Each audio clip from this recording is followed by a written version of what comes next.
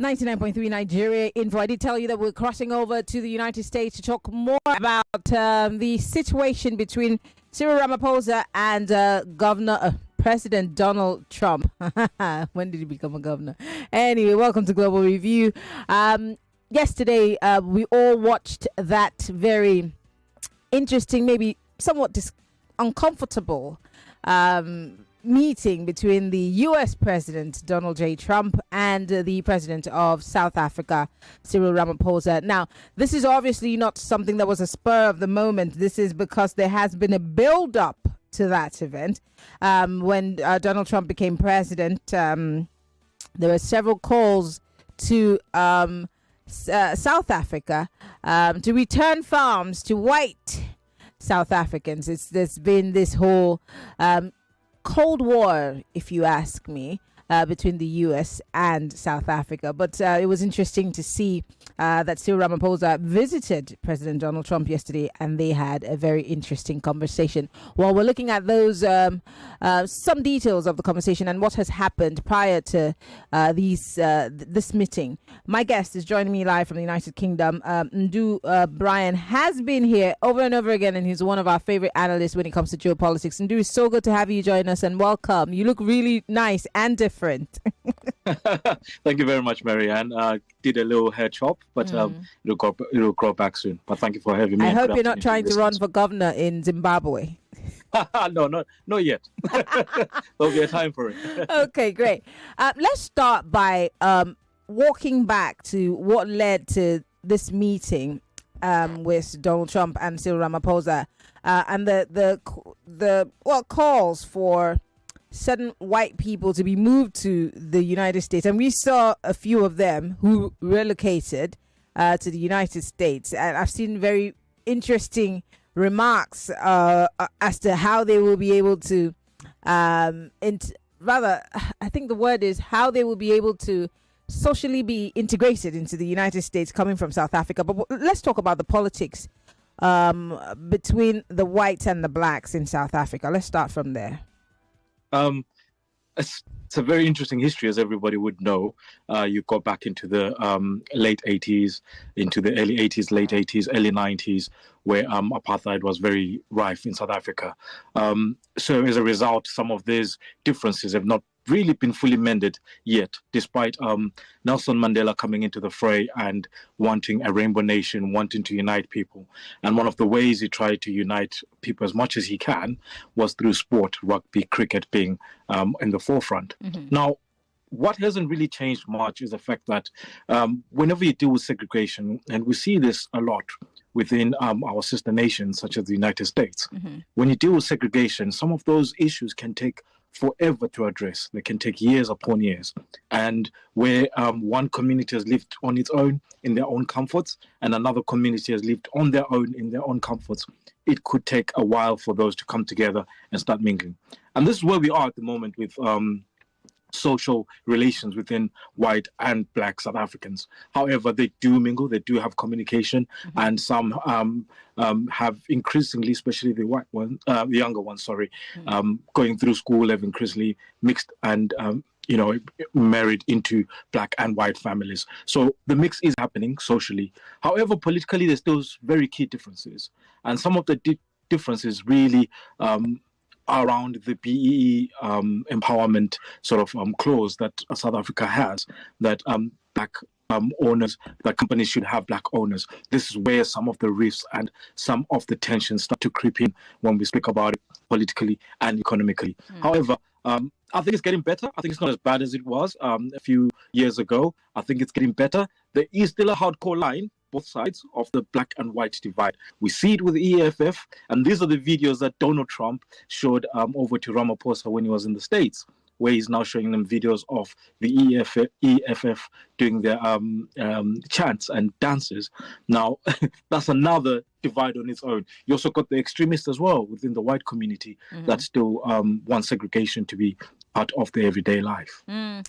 I did. Well, what really caught my attention? I was here in the studio and I was looking at the the sets that we have. We have CNN, we have BBC, and I literally saw him showing Malema to Ramaphosa, and I'm like, What exactly are they watching, and why are they watching that?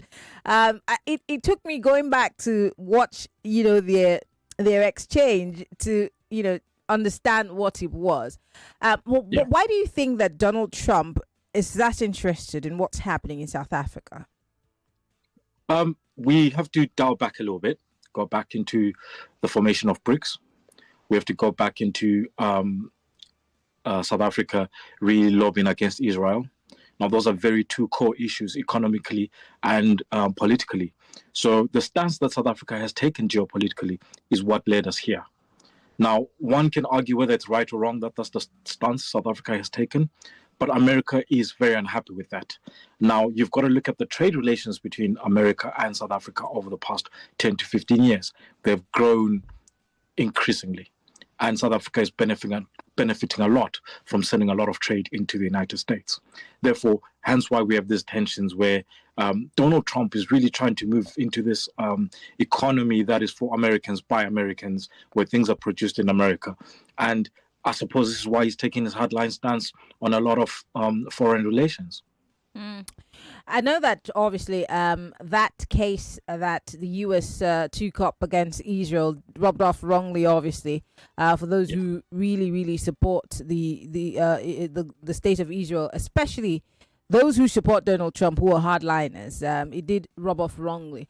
But with Cyril Ramaphosa visiting the United States, what exactly do you think that this visit was meant to do? Was it supposed to deal with the tariff issues or also mend fences somewhat? Yeah, the whole idea really was to try and be in a situation where, one, the tariff issues are much more, as I said, South Africa is trading a lot with the US at the moment. So it was just trying to really work on that, try and get a little bit more favorable for South Africa and the United States in a way. Talk more trade, talk more investment, and that investment in turn boosting the capacity for jobs within the South Africa. However, things took a turn, obviously, because Donald Trump is very hardline on that stance that there is a genocide that is happening in South Africa, despite numerous calls from different researchers, different institutions that is not the case. Now, what we are seeing at the moment is a Donald Trump administration that likes to stick to their facts. Whether they're true or not, it is their fact. They're alternative facts. That's a good way of putting it. Now, they're very hardline on that. We saw it with Zelensky, where he was almost ambushed. And this was a very similar ambush style with Ramaphosa, to the point that we saw a few times where Ramaphosa could not even put a word in. He was cut off every time he tried to answer a question or he tried to finish off a sentence. Now, the strategy that Ramaphosa had was that he had a good convoy consisting of a lot of different people from different parts of the economy and social circles that could have tried to fight the fires. But clearly Trump does not want to listen to anyone at the moment. I want to ask, and this might sound like a conspiracy theory or, naysayers, but then there are those who say that because of the relationship that Trump has with Elon, this has also played a huge role in how he feels about stuff. For example, there's several people who have pointed out that on X now, there are fake facts, for want of a better way to put it, pushing this narrative that there is really indeed a genocide that's going on in South Africa as opposed to the reality on the ground. And this has become a thing that I think Grok now keeps continuously popping up with those so-called alternative facts. Could it be that maybe because Elon is most interested in this and that's why Trump is also very interested in it? I wouldn't even call it a conspiracy theory. I'll say that's probably what's happening in the background, that Elon is pushing a lot of hardline facts. And this really is to do with also Starlink being currently prohibited from South Africa. Now, Elon wants to operate Starlink without any interference whatsoever from the government, firstly. Second, he wants to operate Starlink outside of the communications legislation that is in South Africa. Thirdly, he wants to operate Starlink without any involvement of black empowerment, law that we spoke about earlier. Wow. So now, this is what Elon wants. Let's make no mistake that Elon is there to benefit, and he will benefit from this current administration. And his stances, he will push hard with Donald Trump, and he will more or less get what he wants. This is why, despite everyone within any institution that has done any credible research. Even some white farmers in South Africa are saying, we don't have a genocide in South Africa. What we have is a crime problem. These are two different things. It's a crime problem. Black farmers are also being killed. It is a crime problem that is in South Africa, not a genocide. Talking about the crime in South Africa, before we go back to the politics between the US and South Africa, there are a lot of people who don't necessarily understand, the peculiarities of the problems in South Africa. I know that I've never been to South Africa, and every time I think about it, I just, shrug it off because I just worry about some of the crime rates. And a very notable person, government official in Nigeria, was killed in her hotel room in South Africa. And up until today, we're unable to understand how that happened. And she was there for a conference. So these are some of the things that fuel the negative sentiments that people have about going to certain parts in South Africa. Let's quickly talk about that. I have just 2 minutes on the clock before we go on a break. Why is the crime rate in South Africa that alarming?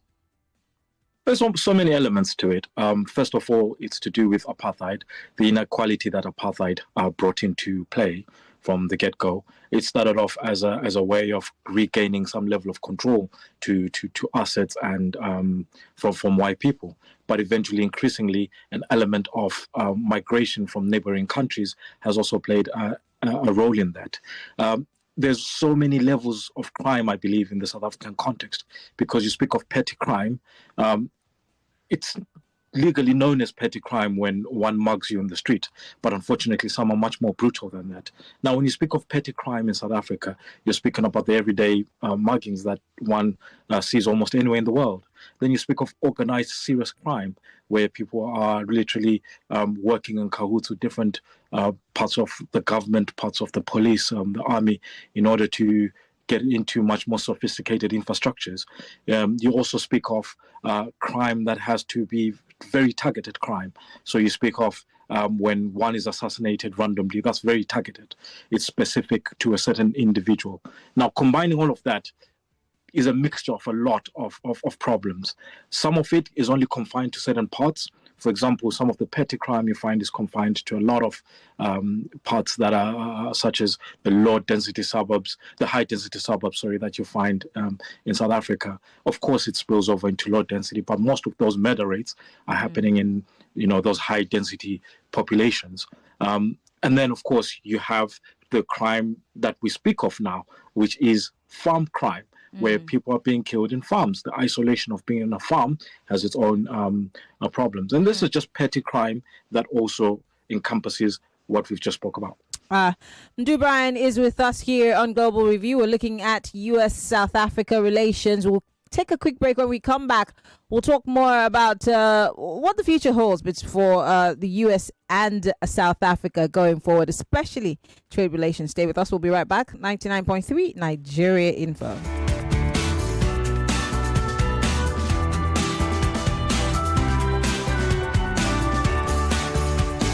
Millions of listeners trust us on Hard Fact. Whether it's politics, social issues, controversies, and trending stories.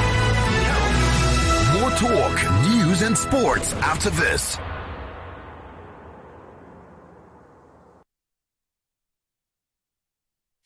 Did you know? Did you know? Did you know? Did you know? Did you know? Did you know?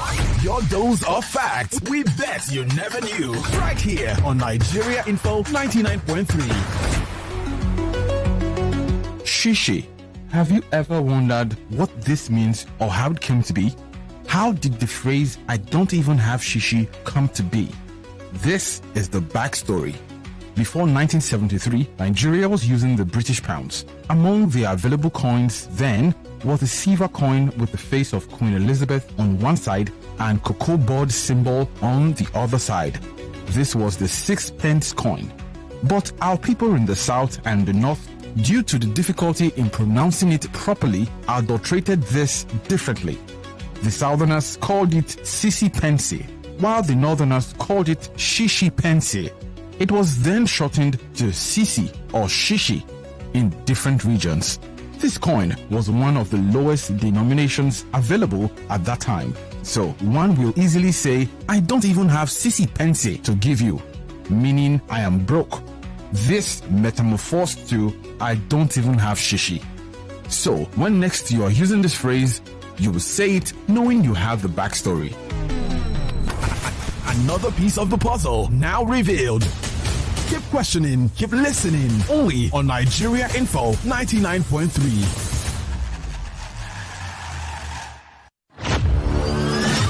For 3 great seasons, the fans have fought with passion and fire. Their best they brought.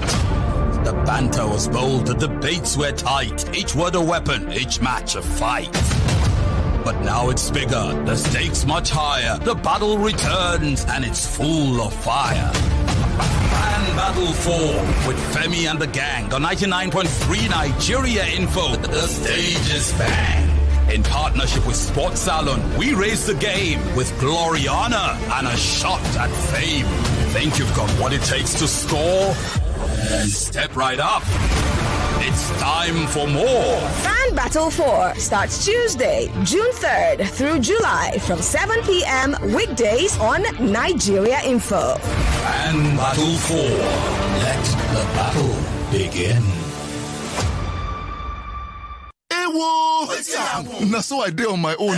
Now a message enter my phone. Fiam. I can't click am. Fiam. Now so my money for account go. Fiam. Hey. If to say na Airtel you dey use, them for first alert you before you click am. Airtel they identify spammers, then alert them customers with AI powered service to make sure say you no fall mugu for wuruwuru scam messages. No charges, no subscription needed. Me self they go join Airtel. Fiam. Airtel, a reason to imagine.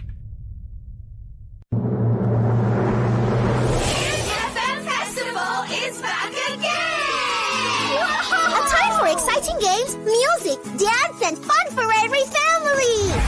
Join us for the second edition of the Kids FM Festival, happening June 1st, 2025 at Balmoral Convention Center, Lagos, 12 p.m. sharp. Don't miss the fun! Don't miss the vibe! Bring your brothers and sisters, your daddy and mommy, even your uncles and aunties to join this exciting moment. Even your friends aren't left out. It's the Kids FM Festival. Let's make memories that sparkle! Register now at www.kidsfm.ng. Let the countdown begin. Proudly brought to you by Kids FM, where every kid's a star.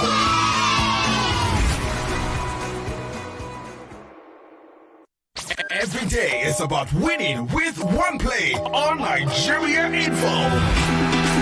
On Nigeria Info Daily Winnings is now over 150,000 naira. Just go to oneplay.ng or dial *347 *880 *3#. Play with as little as 500 naira, and in a few seconds, your ticket is in the draw. The more you play, the better your chances of winning every day on the Morning Crossfire, What's Up Lagos, and Game On shows on weekdays, and the Football Frenzy shows on weekends. But that's not all. Every Friday, there will be a 500,000 naira jackpot.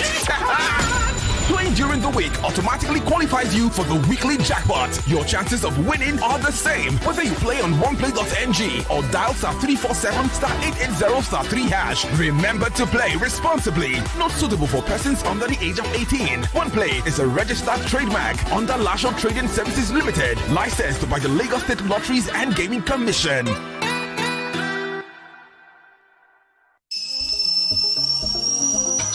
This taste na banger, this taste na creamy rich, this taste na new Nescafe, original 3-in-1. Thickness, enjoyment, yumminess, happiness, delightfulness, deliciousness, smoothness. This taste na new Nescafe, original 3-in-1. Enjoy more creamy richness with the new Nescafe Original 3-in-1 in the new pack. That's strong, finish strong. Hello, Mrs. Martins. Yes. Oh, Mrs. Johnson, how may I help you? Junior's body temperature is high and he's complaining about headaches and body aches. Not to worry. Get Bruston and suspension. Okay, ma. I'll call you back. Bruston and suspension for children is a sweet-tasting brand of ibuprofen which provides relief against toothache, pains, and fever in children after 30 minutes. Hello, ma. Oh, Junior, stop that. Is everything okay, Mrs. Johnson? Yes, ma. Junior is fine now. In fact, Junior, sorry, ma. I'll call you back. Brustin and suspension for children. Always take the product after meal. If symptoms persist after 2 days, consult your doctor. A quality product from Rambaxay. No be party jollof this time. I beg, make nothing hungry you again today. I am pregnant wife every day follow talk so. Neighbor, I beg, neighbor, just one spoon. No wahala. Chef, what can be your secret? Now, Mr. Chef Seasoning Powder. Mr. Chef Seasoning Powder. Get spicy stew, goat meat, fried rice, and roasted beef from great aroma to great taste. Elevate every meal with Mr. Chef Seasoning Powder. Chef. What can your bank do for you? Meet Jane, 25 years old. She's been having troubles acquiring a loan from her bank. This is not okay at all. I've been on this queue forever, and you're saying I should fill another form. What's going on? What can your bank do for you? Meet Frank, 27 years old, held up in traffic and making fruitless transactions. Mama, I am paying the airtime, even the electricity charges. I don't know why it's so difficult making this payment. Introducing Safri, a lifestyle digital bank that's designed just for you. With one click, you can make easy and fast payment transactions, pay bills, and even acquire easy loans. Hurry and download the Safri app on your Play Store. Visit safrisafri.com for more information. Safri, borderless banking. Every day when my children return from school, I don't recognize them. Hello, do I know you? It's us, mommy. But these dirty, sweaty uniforms and socks were clean in the morning. Everything don't transform. I understand though. School is hectic. It takes energy to come home this transformed. So I make sure they have some nutritious Milo at breakfast. Your kids need nourishing energy. Give them Milo at breakfast. It has nutrients that support energy release to help them get the most out of their day. Milo, energy to go further. Milo. Pocari Sweat. My ions, please, can't get enough. My ions, please, give it to me now. Pocari Sweat. It go rehydrate you, yeah. Replenish your ions with Pocari Sweat. Rehydrate you fast and easy, we observe. Pocari Sweat. Give me some more. Pocari Sweat. They say truth sets you free. But in a world where news spreads fast and popular narratives shape opinions, how do you separate truth from deception? Introducing Fact or Propaganda, the show that puts the biggest social, political, and media narratives under the microscope. More than 60% of the population is below the age of 30. A lot of them hadn't been to school. A lot of these young people are not employable. Every week, we critically analyze narratives shaping our country, separating facts from clever manipulation. Who benefits from these narratives? What's real and what's just propaganda? Unfortunately, paternity fraud is not a crime in Nigeria. Our laws are silent on this issue. Join the conversation. Be part of the investigation. Tune in. Join Babatunde Abdusalam every Monday, 10 p.m. to 12 midnight on 99.3 Nigeria Info. And let's uncover the truth together. Fact or propaganda. Only on 99.3 Nigeria Info. Don't just believe. Investigate. For 3 great seasons, the fans have fought with passion and fire. Their best they brought. The banter was bold, the debates were tight. Each word a weapon, each match a fight. But now it's bigger, the stakes much higher. The battle returns, and it's full of fire. Fan Battle 4 with Femi and the gang on 99.3 Nigeria Info. The stage is bang. In partnership with Sports Salon, we raise the game with glory, honor, and a shot at fame. Think you've got what it takes to score? Then step right up. It's time for more. Fan Battle 4 starts Tuesday, June 3rd through July from 7 p.m. weekdays on Nigeria Info. Fan Battle 4. Let the battle begin.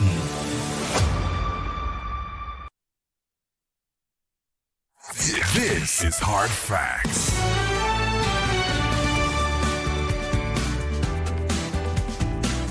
All right, we're back. It's still Hard Facts, 99.3 Nigeria Info, and it's Global Review. We're looking at, of course, the recent happenings, the recent political happenings between the United States and South Africa. Yesterday, Cyril Ramaphosa visited President Donald Trump in the White House, and a lot actually transpired. For those of you who watched some very uncomfortable moments took place. And that's why we're having this conversation. Of course, also dating it back to several other issues that may have led to yesterday's meeting. We've talked about the politics between the US and the South African government. We've talked about the fact that the US is offering white South Africans some safe haven in the United States. I'm being joined by Mdu Brian. He is a geopolitics analyst and he's joining us from the United Kingdom. Mdu, before we went on that break, we talked generally about the crime in South Africa. But let's bring it back to the US. What do you think about the US opening its borders to white South Africans? What picture are they trying to paint to the world? And when you first heard it or first saw the first few people who made it to the United States, what came to your mind? The first thing that I thought was, this is a way of trying to strong arm the South African government to bend to any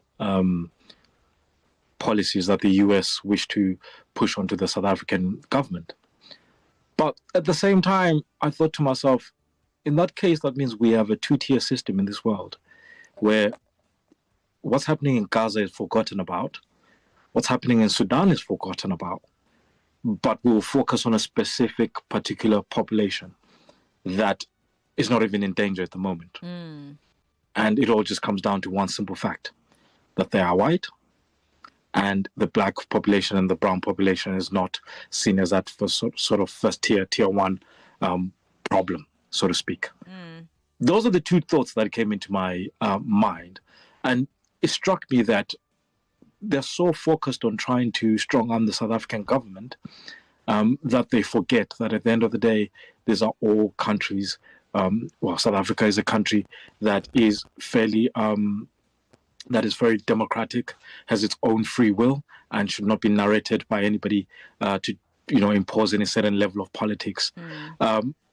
All we're seeing here is a lot of influential business people within the South African economy, as you saw yesterday, want to have a say.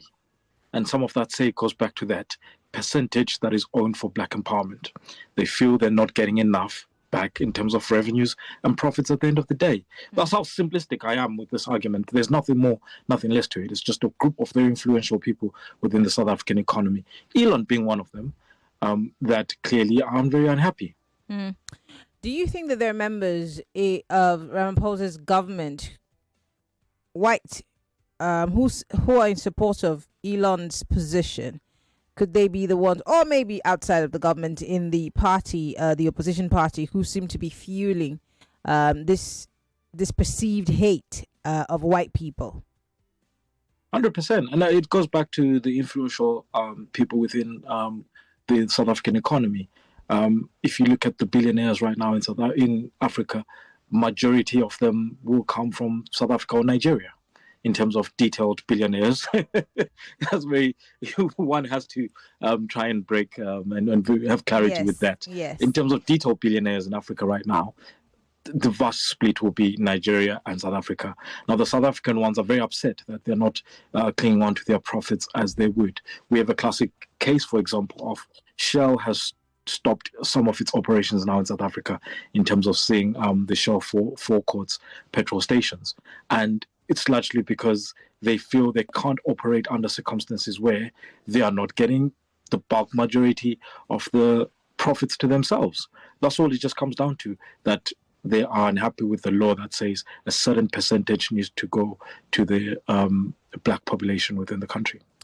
What is the future of the relationship? From what you saw play out yesterday, what is the future of the relationship that South Africa is going to have with the US while Donald Trump is in office?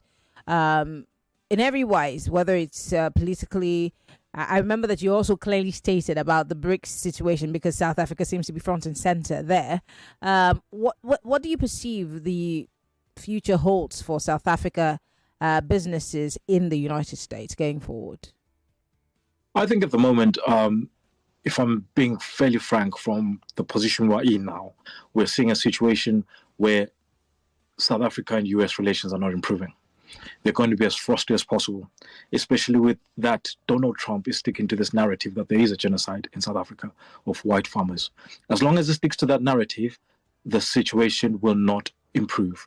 And we have to commend Cyril Ramaphosa yesterday, because he was very cool, calm and collected, and he diverted the conversation as much as he can towards trade and investment. Would I have liked him to be a bit more robust in refuting the claims of genocide?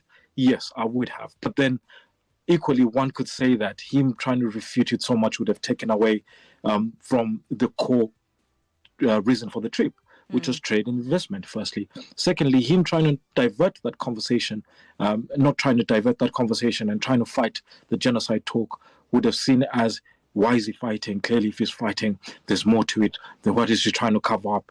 This is something that the US government has been very good at.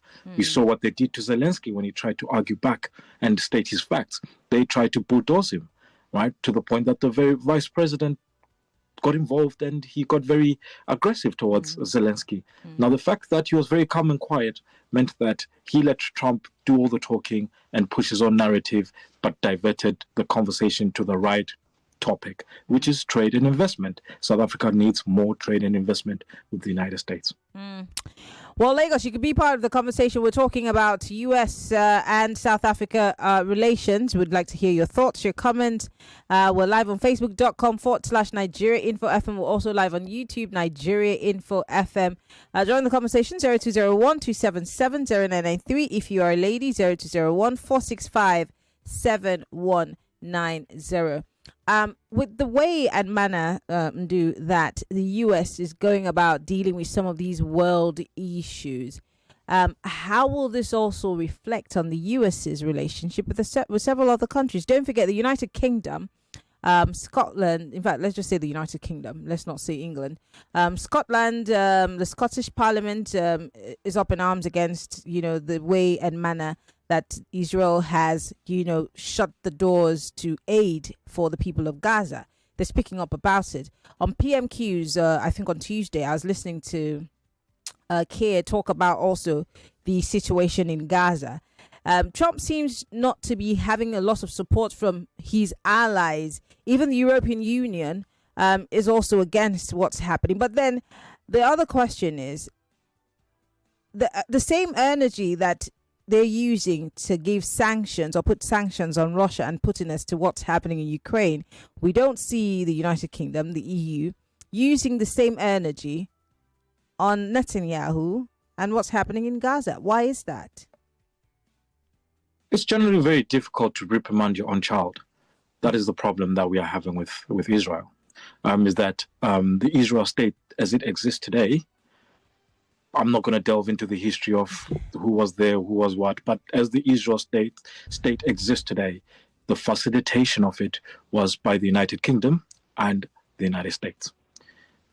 As we look at trade and investment between US and Israel over the past 15, 20, 30 years, it's really a lot has been pumped into that, into the state of Israel.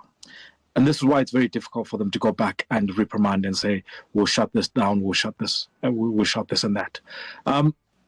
What we're seeing, though, is a turn on how the conversation is going.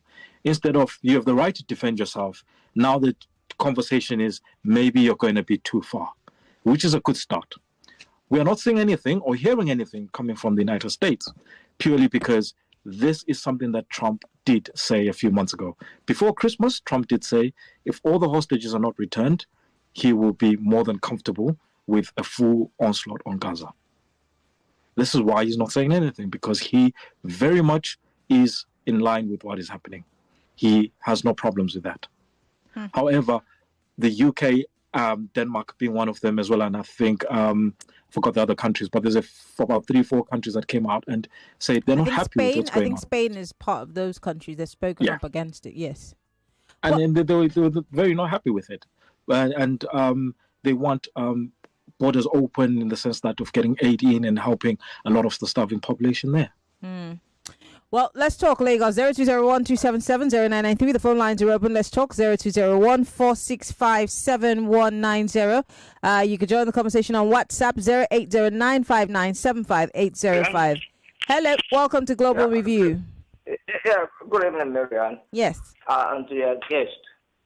First of all, personally, I think Sri Ramaphosa won whatever happened in that situation. He won with his maturity and coolness. And most importantly, with the kind of delegation he came with. As Trump was speaking, the coloration of the delegation was speaking. It was a master stroke.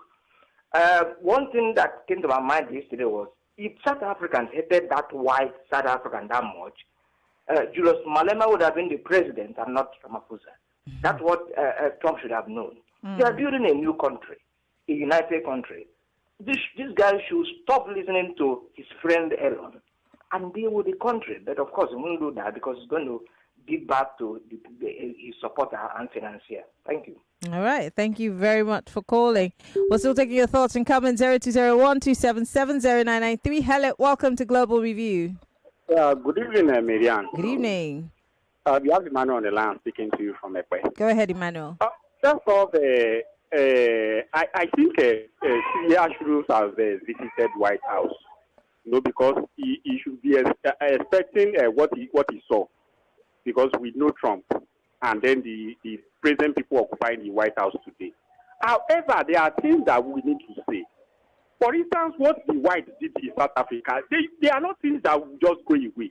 The example is what is happening between Israel and Palestinians today. They are not things that will just go away. The same thing is what is happening in Russia and Ukraine today. There are things that create hatred, that will live for a very long time. So I'm happy that South Africa is taking a direction, to the BRICS, trying to align with Russia and so on. I think the world and Africa, should try as much as possible to do away with some of these people, U.S., with the Western world and so on.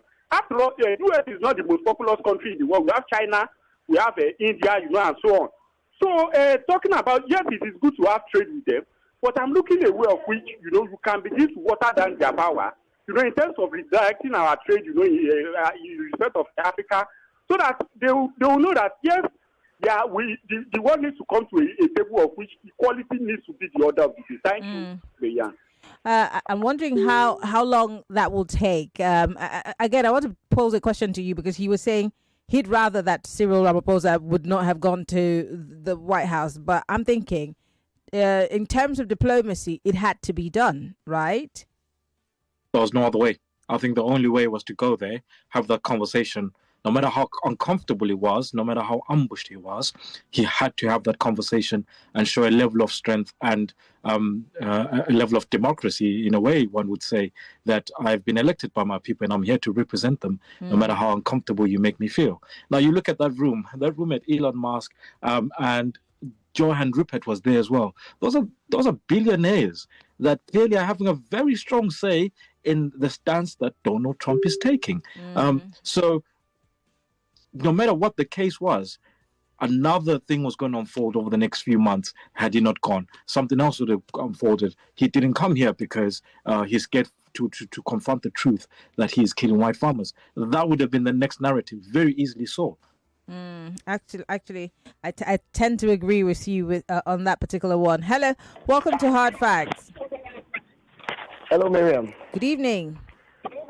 Good evening. Godman here. Go ahead. So I want to ask a question. Now, if on Israel, if Hamas had released the hostages a long time before now, I'm asking your guess now, don't you think this war would have been ended? And so why can we not blame Hamas for this?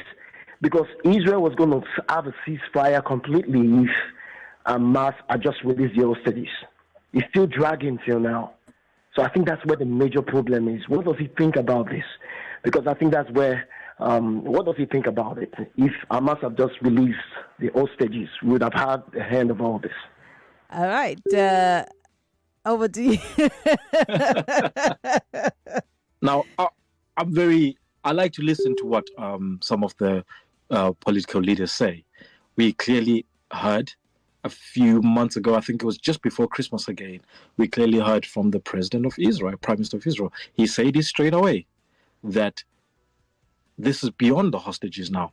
His aim is to totally flush out Hamas and get rid of Hamas, which is very difficult when you're dealing with a lot of guerrilla tactics.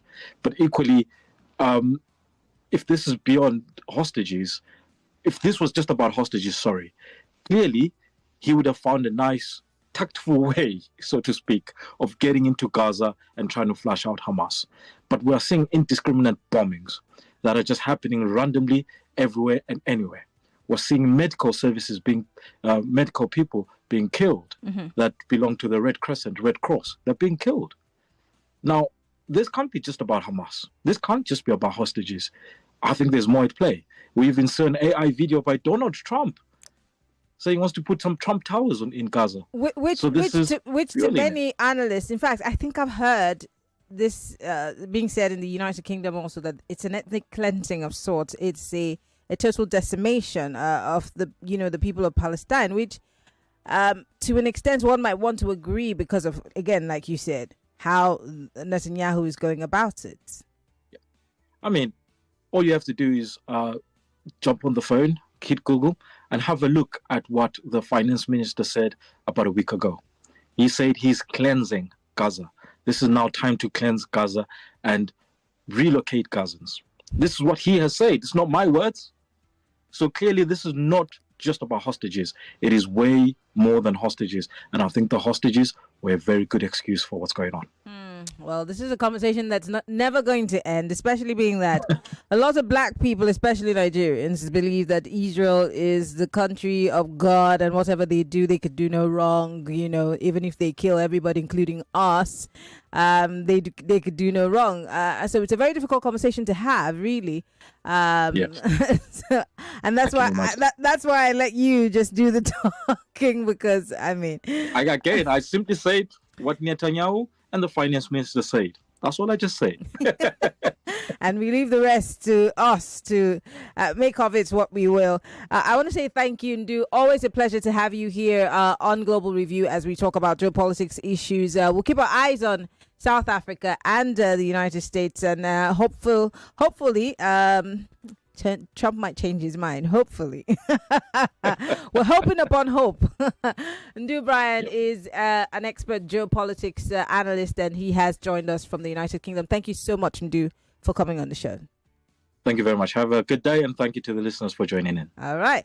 Well, Lagos, we'll leave it there. On the other side of the clock, we're joined by Professor Oti, who is going to be talking to us about JAM, if we should retain it, if we should scrap it, or maybe we need to rejig it. We're looking at all of the JAM drama and the saga that happened last week into this week. It's still 99.3 Nigeria Info Hard Fact. My name is Maryann Okon. We'll be back after this break.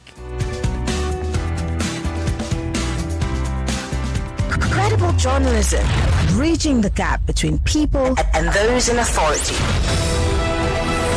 With Hard Fact, you are sure to get only the facts. Tune in to Hard Fact with Maryann Okon on 99.3 Nigeria Info. 99.3 Nigeria Info. We are more than just radio. Subscribe to our YouTube channel at Nigeria Info FM. Check us out on Facebook at Nigeria Info 99.3. Follow us on Twitter at Nigeria Info FM and on Instagram at Nigeria Info FM Lagos for live updates as it happens. 99.3 Nigeria Info. Let's talk.